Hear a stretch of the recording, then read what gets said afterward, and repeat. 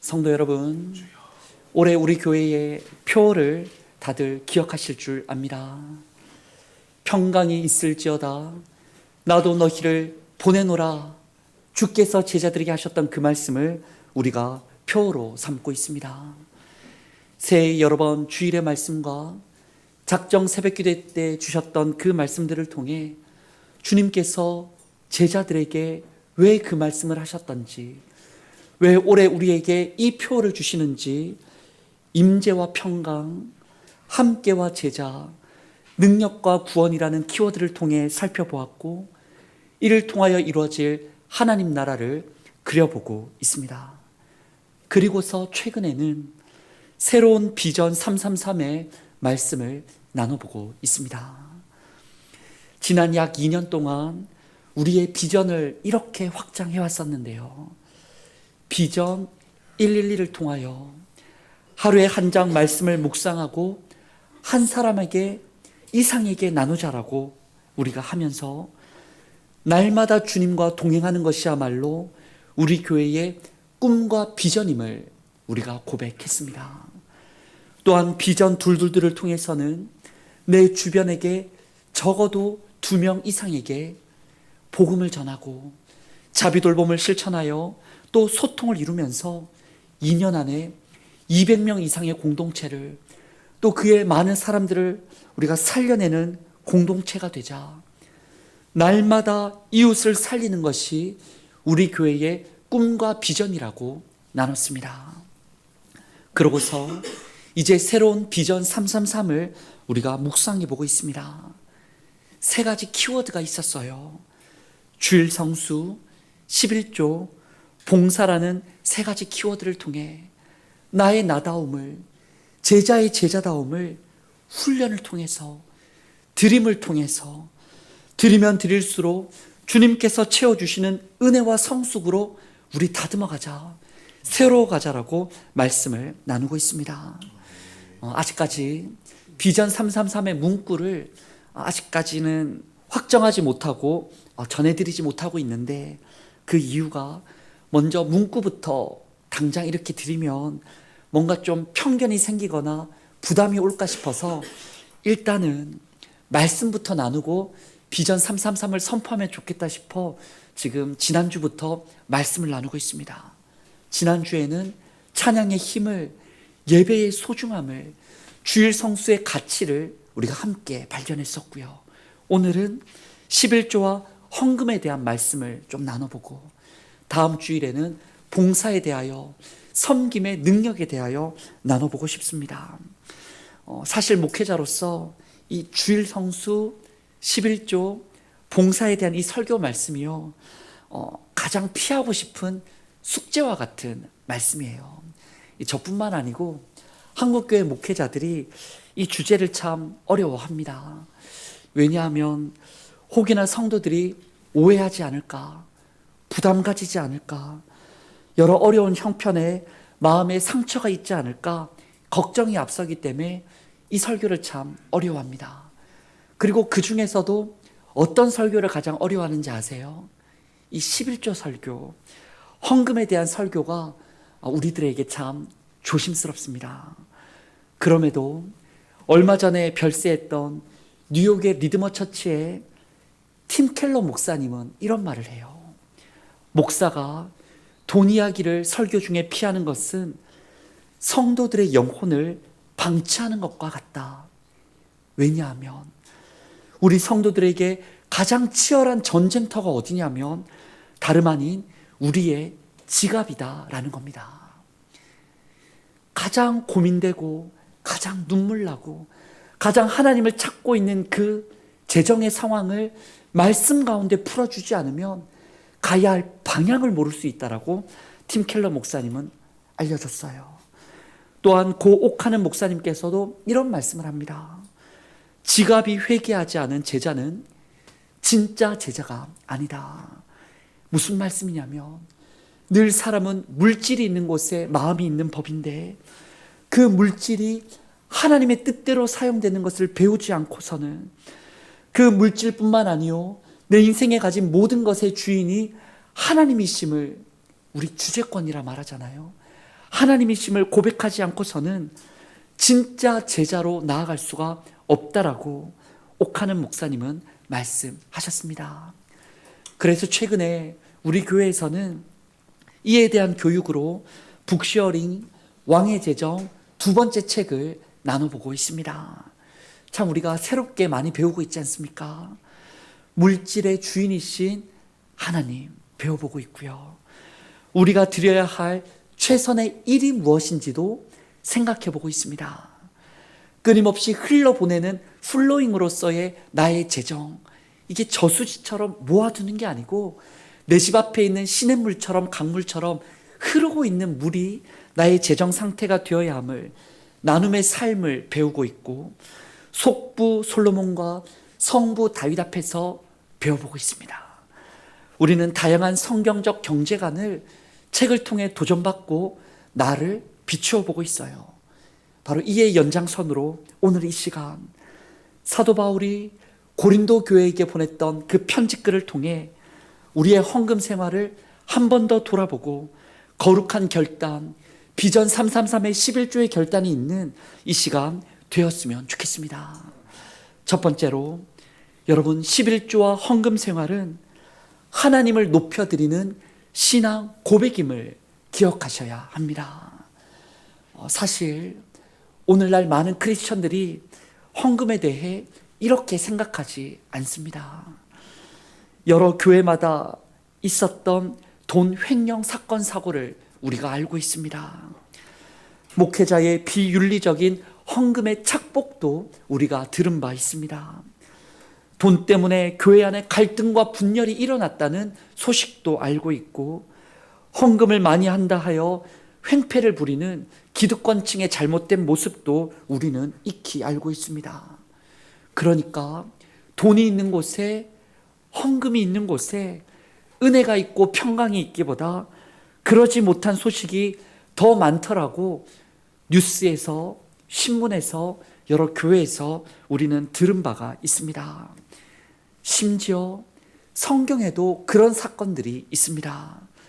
제자 가룟 유다는 공금을 횡령하는 사람으로서 향료옥합을 깨뜨렸던 여인에게 그 돈을 우리에게 맡겼더라면 더 어려운 사람 도와줬을 건데 말은 하였지만 몰래 뒤에서 돈을 빼내가는 사람이었습니다.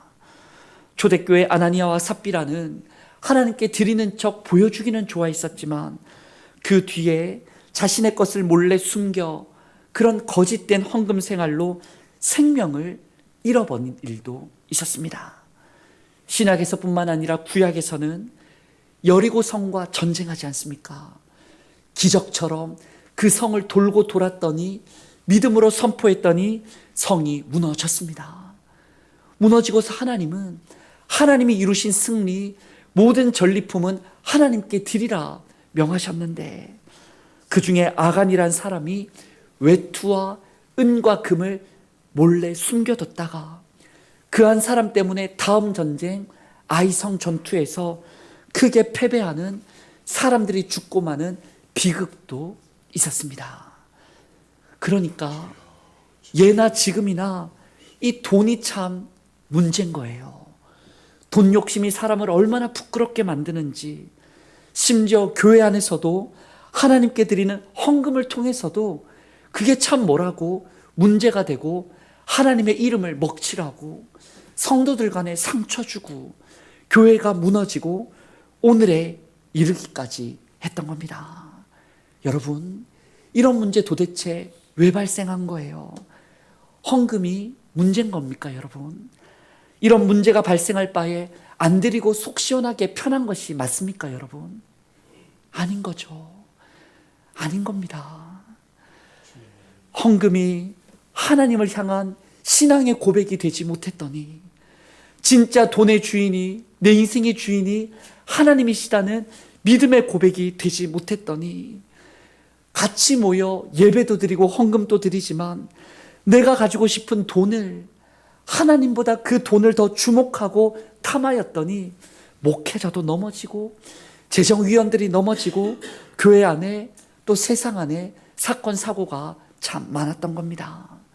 이를 다르게 말해보면 한국교회에서 돈과 헌금에 대한 교육이, 설교가 제대로 이루어지지 못했기 때문에, 이를 운영하는 시스템과 재정을 잘 사용하는 것을 건강하고 투명하게 이뤄내지 못했기 때문에, 이런 교육과 훈련과 준비 없이 헌금만 강조하고 그래야 복 받는다는 식의 기복적인 교육이 참 많았기 때문에, 어느새 한국교회 안에 11조와 헌금에 대한 부정적인 인식이 쓴 열매가 우리 안에서도 편견이 가득히 남고 만 겁니다. 그러나 사도 바울은 오늘 말씀에서 무엇을 알려줍니까? 우리 성도가 드리는 연보는, 다르게 말해 오늘 우리도 드리고 있는 이 헌금은 너무나 중요한 의미를 가지고 있다는 거예요. 어떤 의미입니까? 하나님을 향한 신앙 고백이 헌금에 있다라는 겁니다. 어떤 말씀이냐면 7절을 봤더니 헌금을 즐겨낼 때 하나님과 사랑의 교제를 이루는 것이라 고백합니다. 11절을 봤더니 너그럽게 헌금할 때 하나님께 감사를 고백하게 된다라고도 말씀합니다.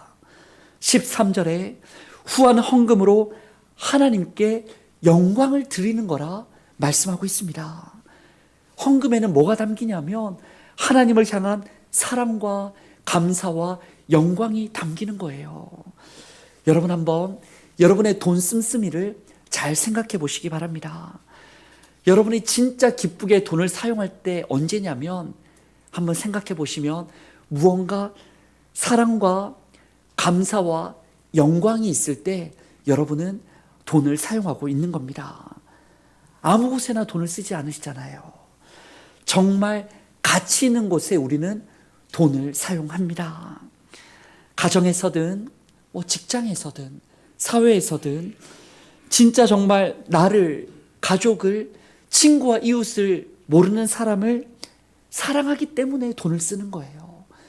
진짜 고맙기 때문에 돈을 써 선물하는 거고, 정말 내 마음이 여기 있다는 걸, 여기에 내 마음의 비중이 있다는 걸 나타내기 위해, 이를 헬라어 표현으로 영광이라 말하는데, 여기에 영광 돌리기 위해 우리는 어떤 기관에, 내 삶에, 자녀를 위해 돈을 사용합니다. 우리의 사랑, 감사, 영광이 다 돈에 담겨 있어요. 그런데 말입니다, 하물며 나를 위해서, 가족을 위해서, 이웃을 위해, 모르는 사람을 위해서도 이렇게 돈을 쓰는데, 내게 생명을 주신 하나님께, 일용할 물질을 주시는 하나님께, 사랑하는 가족도 주신 하나님께 일터를 허락하시고 미래의 기회를 허락하시고, 무엇보다 죄 많은 나의 인생 속죄의 은혜를 베푸시며 영원한 생명, 하나님의 자녀, 그 나라를 약속해 주신 하나님께, 우리는 그 좋으신 하나님께 무엇을 드리고 있냐라는 겁니다. 어떤 사랑을, 어떤 감사를, 어떤 영광을 하나님께 물질로서 표현하고 계십니까?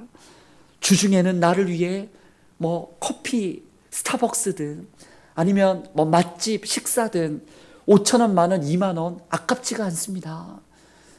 참 아깝지 않다. 우리 마시고 나서, 식사하고 나서 이 집은 또 오고 싶다. 진짜 아깝지 않다. 이런 얘기 하지 않습니까? 또 나의 취미 활동과 쇼핑, 여행, 자기 개발을 위해서든 10만 원이든 100만 원이든 그렇게 아껴가며 모아가지고 기쁘게 사용하는데 말입니다, 늘 사랑한다 말하는 하나님께, 고맙고 영광 돌리는 하나님께는 우리의 헌금 생활이 어떤 모습으로 드려지고 있냐라는 겁니다.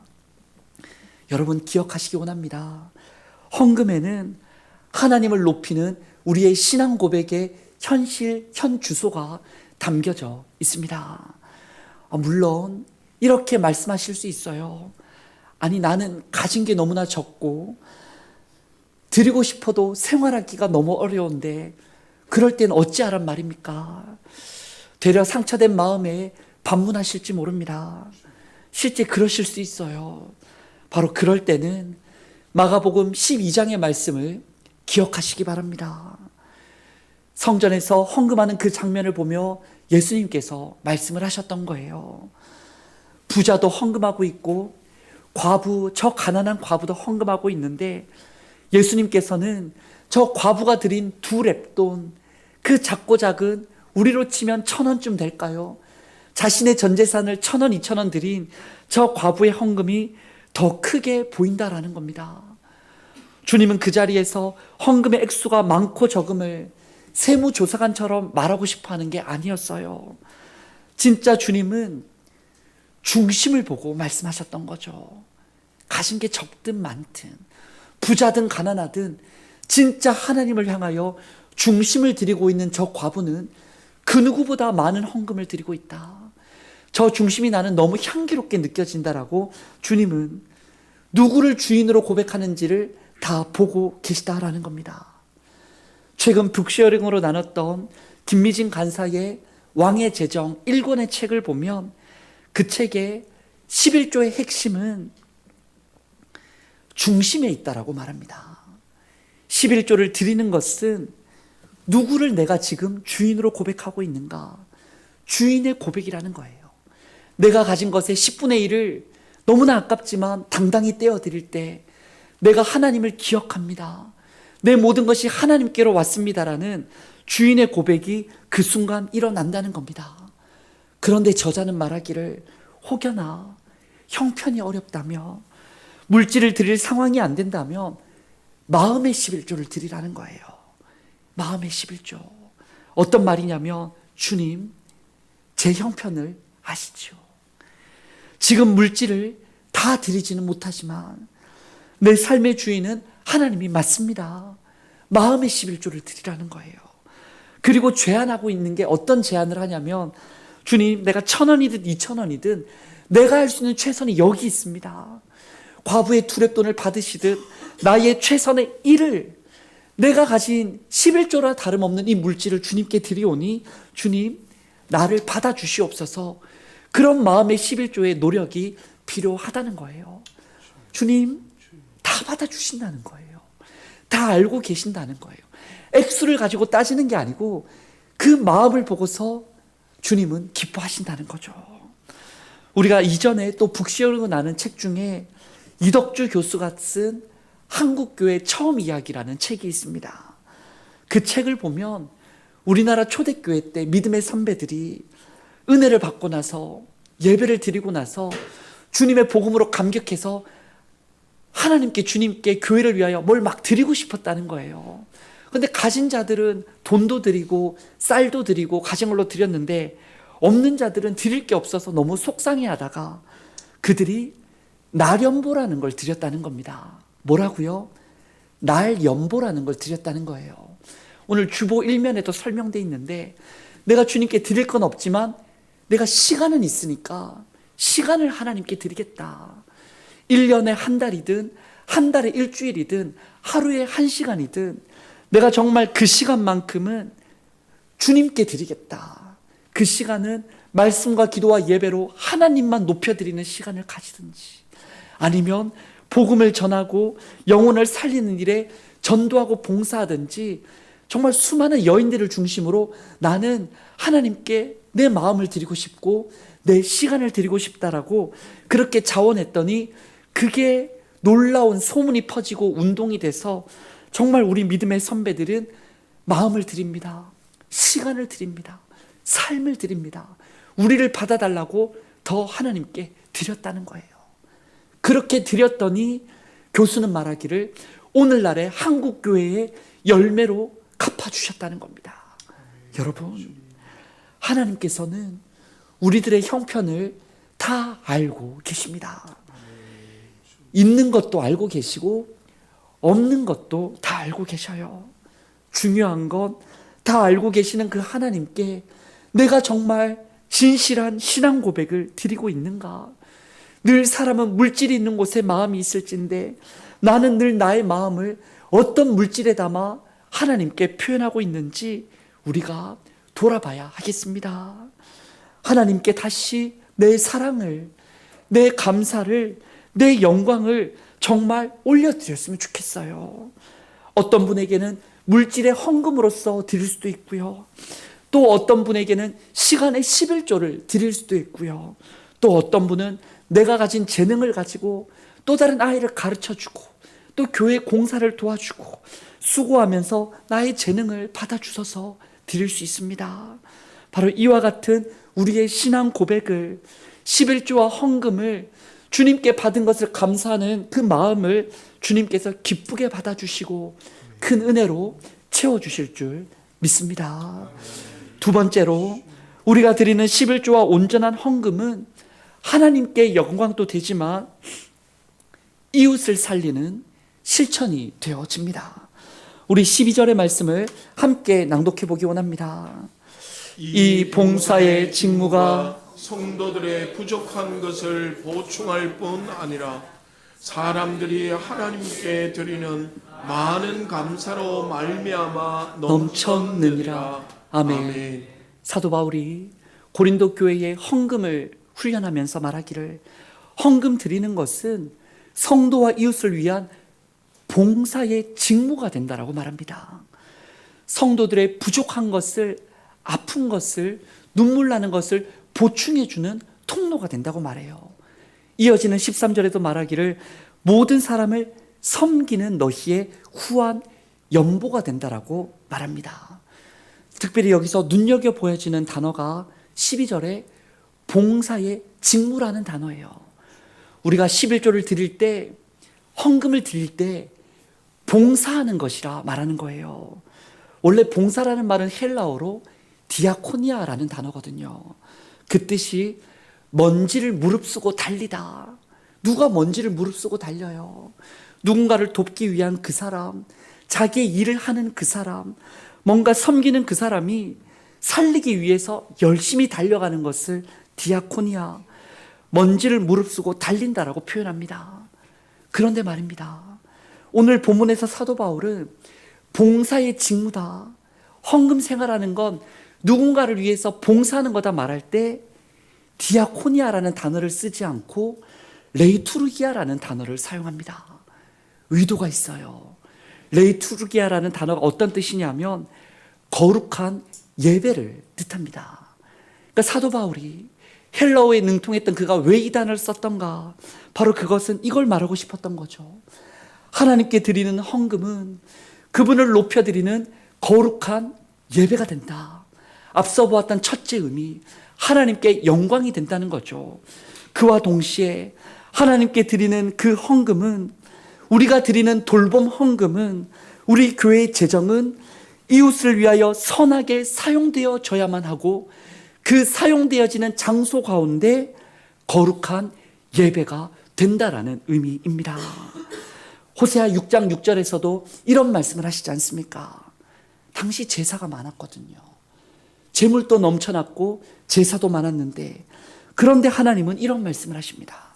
우리 6장 6절의 말씀 함께 낭독해 봅니다. 나는 인애를 원하고 제사를 원하지 아니하며 번제보다 하나님을 아는 것을 원하노라. 아멘. 하나님께서는 제사를 드리긴 드리되, 예배를 드리긴 드리되, 그 안에 진짜 뭘 담기를 원하시냐면 하나님을 아는 것, 앞서 말했던 하나님을 높여드리는 것, 레이투르기아, 하나님께 예배 드리는 것으로의 헌물을 원하시고, 동시에 그 안에 인애를 원한다 말씀하십니다.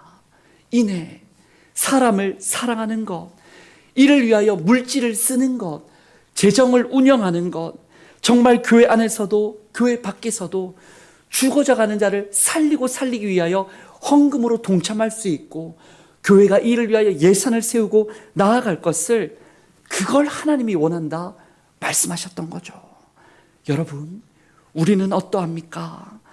우리가 드린 11조와 헌금의 의미가 어디에 있는지 다시금 기억할 수 있기 원합니다.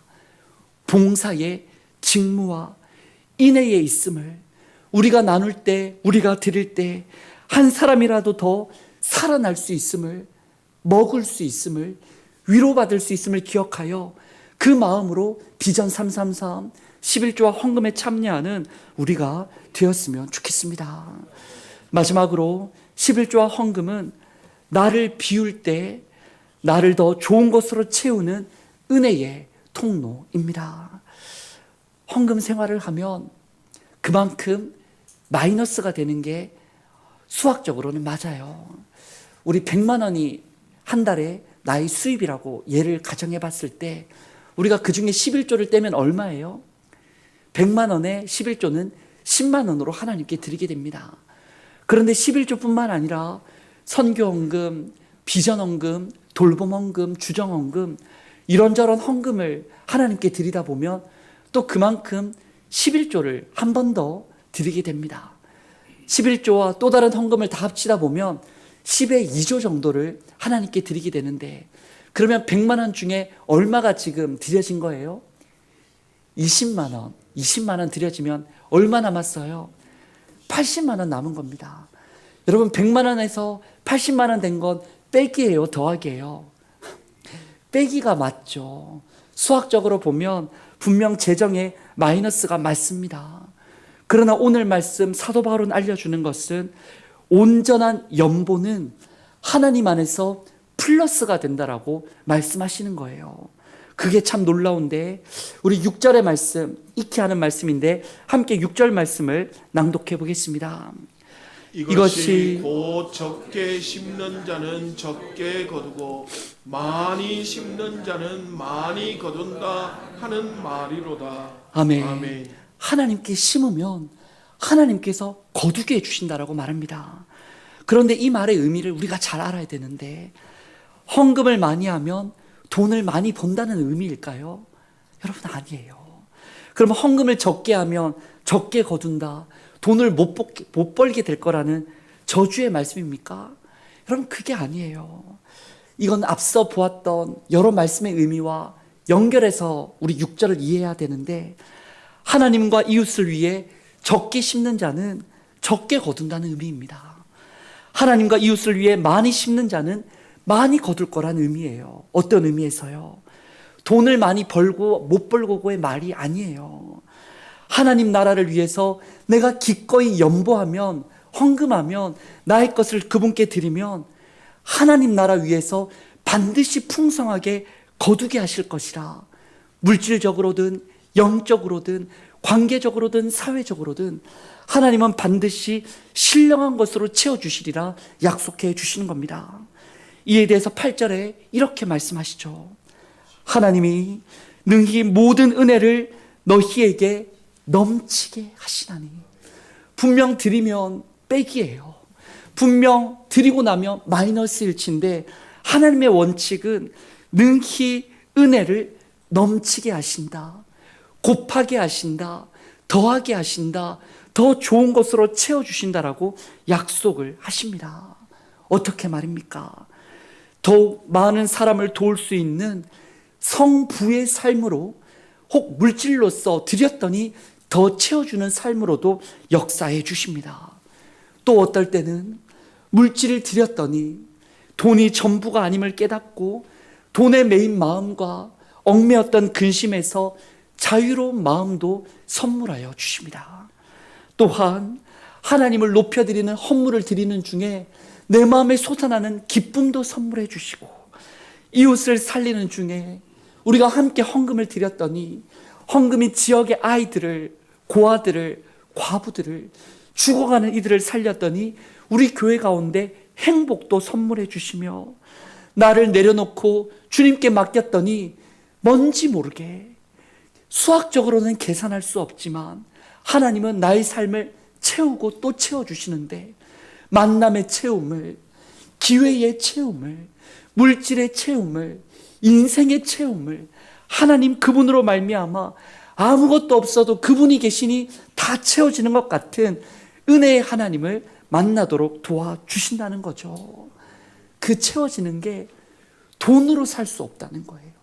내가 드린 11조로, 감사헌금으로 돈으로 살 수 없는, 값으로 매길 수 없는 걸로 영원한 생명을 우리를 채워주시는데, 이건 정말 맛보아 안 사람만 알 수 있는 은혜임을 바울은 이야기합니다. 이에 대해서 우리가 잘 아는 기독교 변증가 C.S. 루이스는 이런 고백을 하죠. 우리가 가진 것을 드릴 때 그때야 우리는 비로소 하나님의 소유물에서 하나님의 파트너가 된다. 이게 무슨 이야기인지 여러분 아시겠어요? 매번 하나님께 받기만 하고 그것 가지고 나만 위해서 사는 삶과 하나님께서 주신 것을 가지고 하나님을 인정해 드리는 예물과 이웃을 살리기 위한 물질 사용과 이를 통해 하나님 나라를 세워가는 일에 동참하는 그 사람의 삶은 차원이 다르다는 거예요. 어떻게 차원이 달라요? 하나님이 집에서 그저 녹봉을 받고 살아가는 종으로 살 것인가? 준 대로만 만족하고 그걸 위해서 전전긍긍하며 살아갈 것인가? 아니면 하나님 주신 것을 통하여 하나님 나라를 위하여 일하고 하나님의 집을 운영하는 하나님의 기업을 물려받는 자녀로 살 것인가? 종으로 살 건지 자녀로 살 건지 전혀 다른 차원의 문이 열리게 된다라는 겁니다. 성도 여러분, 오늘 말씀이 알려주는 11조와 헌금의 가치를 아시겠습니까?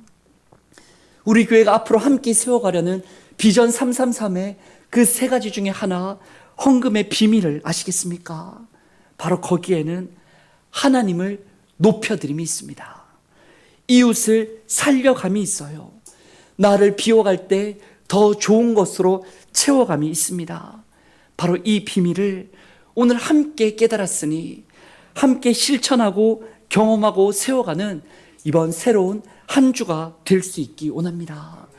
특별히 우리가 오늘도 나누게 될 왕의 제정 두 번째 책에서 김미진 간사는 거듭말하지 않습니까? 이는 머리로만 알아서 경험될 수가 없다.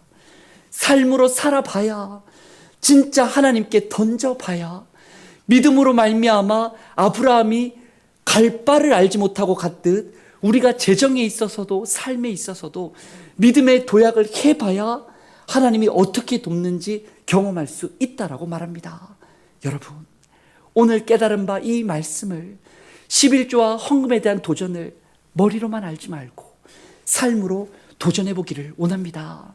도전할 때 진실로 살아계신 하나님께서 여러분의 삶을 아름답게 가꾸어 주실 줄 믿습니다. 우리 주신 말씀과 기도 제목 붙들고 우리 함께 기도하기 원합니다.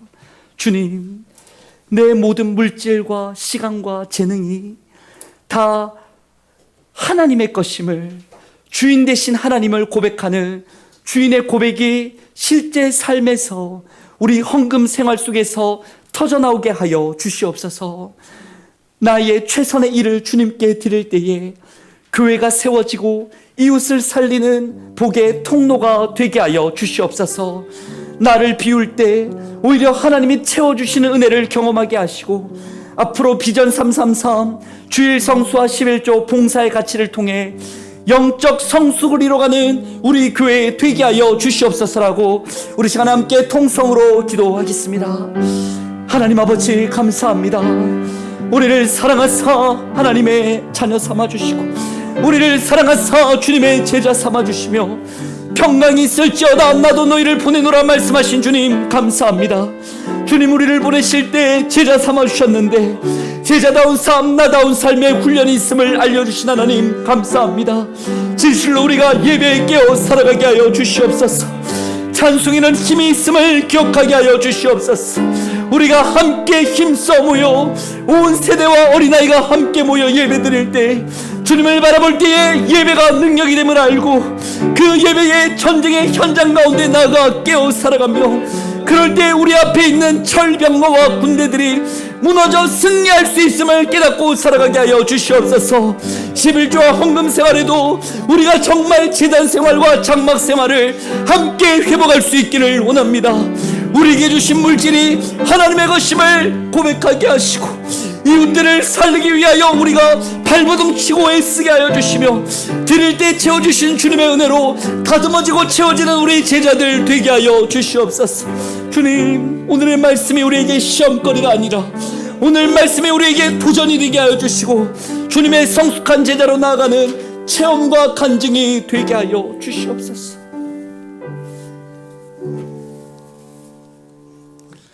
사랑과 은혜의 하나님 아버지, 오늘 고린도 후서 말씀을 통해 우리 삶의 가장 치열한 문제, 가장 예민한 문제, 영적 전쟁터인 돈의 문제에 대해 소유의 문제를 주님 앞에 내려놓고 배우게 하시니 감사를 드립니다. 우리가 11조와 헌금을 드릴 때 그것은 단순한 마이너스와 지출이 아니라 하나님을 내 삶의 왕으로 고백하고 높여드리는 최선의 일이 된다는 것을 기억하게 하옵소서. 인색함이나 억지로가 아니라 주님을 사랑하는 기쁨으로 손을 펴게 하시고, 우리가 드릴 때 죽어가는 자가 살아나고 공동체가 세워지고 이 지역의 하나님 나라가 회복되는 거룩한 예배 레이투르기아로 사용하여 주옵소서. 가진 것이 적어 마음이 무거운 성도들을 위로하여 주시고, 물질 대신에 시간을 드릴 때, 재능을 드릴 때, 나련보를 드릴 때, 마음을 드릴 때 우리의 정성을 모두 다 기쁘게 받아 주옵소서. 우리를 비워 하나님 나라의 파트너로 삼아주시는 그 신령한 체험의 은혜를 실천할 때, 던져볼 때 꼭 경험할 수 있도록 주님이시여 우리를 주장하여 주옵소서. 예수님의 이름으로 기도드립니다. 아멘.